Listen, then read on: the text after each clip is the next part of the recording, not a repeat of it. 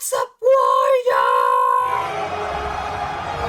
It's Maruzi! First long format video. What a better way to kick things off than a Q&A session. Before we dive in, I should mention I'm still learning English, so please forgive any mistakes. So you guys sent me a ton of questions on Instagram. Thank you so much. Unfortunately, I couldn't fit them all into one video. All right! First question, one I get a lot. How old are you? 29. They ask you how you are, you just have to say that you're fine when you're not really fine. What martial arts do you practice? I've been into Kung Fu and Tai Chi for a while, but recently I started Taekwondo. Why did you decide to start social media? Well, when the pandemic hit Canada, I couldn't work anymore, so I created a Twitch channel for gaming and ninja move tutorials. What? C'est l'ours! I created my TikTok to drive traffic to my Twitch channel. Things took a different turn. What got you into doing cosplays? Cosplay wasn't really my thing. At first, I was only recreating stunts and moves from my favorite characters. That's what I'm passionate about. But people started saying, "We want cosplay! We want cosplay! We want cosplay!" It took me a while, but I give it a try and boom! My first transition cosplay video went viral. A few months later, I landed contract with DC, Marvel, Paramount, Sony, Universal Studios, Riot Games, including video games, it all kind of exploded. Thanks for pushing me to start cosplay. Next, do you have a boyfriend? Yes. Which character do you love most out of all the characters that you have cosplayed? I've only done it once cause not many people liked it. It's Hayane.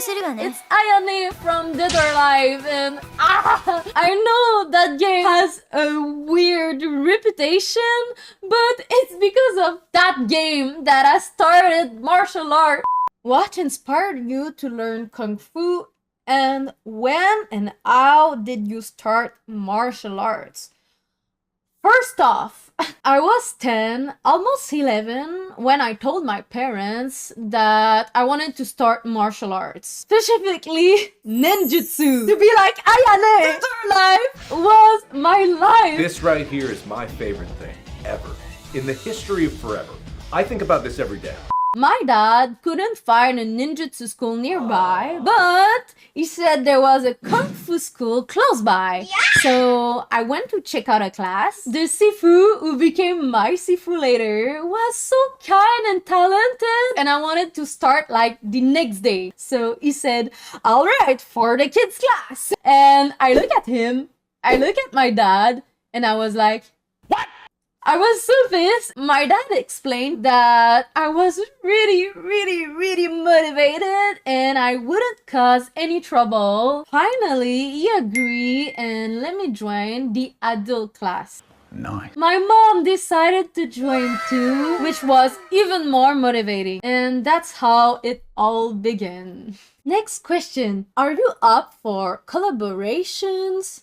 If so, who do you want to collaborate with? Yes, of course, and with George Rush St. Pierre!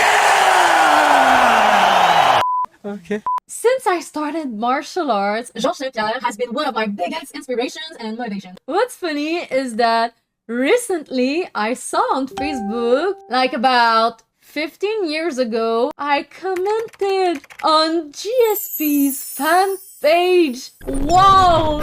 I have to say it in French. I said, "Bonjour Georges Saint-Pierre, je te trouve vraiment fort. J'aimerais beaucoup rentrer dans la UFC lorsque je serai plus vieille. Est-ce que tu pourrais m'entraîner? Je veux vraiment être comme toi." The comment section, guys, was wild. Of course, it will never see that or respawn the shame.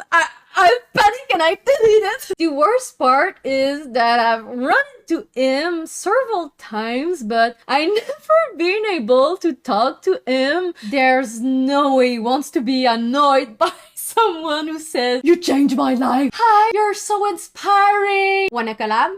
Lol." You clicked on videos. No. Next question. Do you edit your videos as well? Yes, I do. And do you have a behind the scenes team? No. I do it all by myself. Stop it. Get some help. What's the most difficult part of doing your transition videos? They're always so smooth. Do you perform each transition fully in each outfit, then blend them together? Thank you! The hardest part for me is to perform my sequences exactly the same way, meaning arms at the same height, throwing, catching, handling the props I use exactly the same way, not to mention making the same facial expressions. I usually perform each transition sequence in each outfit, then layer them together. My transitions are most of the time physically demanding. It can be tough to do a 540 kick exactly the same twice. Sometimes it happens on the first try, sometimes not, and it becomes more challenging the more tired you get. And that wraps up my first long format video. Let me know if you like a part 2 Q&A or some behind the scenes, maybe some tutorials. I don't know. Let me know in the comments. For more content, make sure to subscribe to my other platforms. And don't forget to subscribe here as well so you don't miss out on my future videos. Bye bye!